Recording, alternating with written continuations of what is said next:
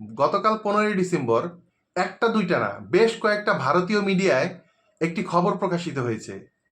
আর এই ঘটনার পর থেকেই আতঙ্কিত হয়ে পড়েছেন বাংলাদেশের সমস্ত বিপ্লবী নেতারা।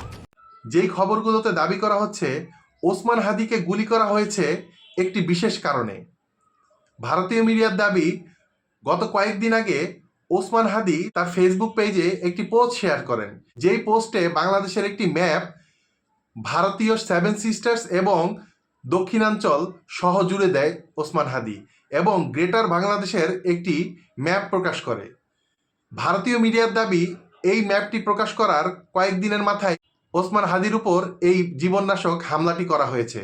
তার মানে কি, এই ম্যাপটি প্রকাশ হওয়ার পর ভারতীয় গোয়েন্দা সংস্থা রয়ের সহযোগিতায় আওয়ামী লীগ ওসমান হাদির ওপর এই হামলাটি করেছে?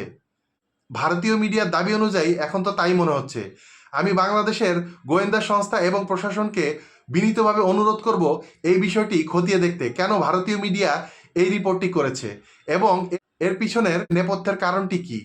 যদি এই বিষয়টি হয়ে থাকে, তাহলে বাংলাদেশে যে অ্যাক্টিভিস্ট এবং রাজনীতিবিদরা আছে যারা ভারত বিরোধী এবং ভারতের আগ্রাসন বিরোধী, তাদের জানমালের নিরাপত্তা এখন দিবে কে?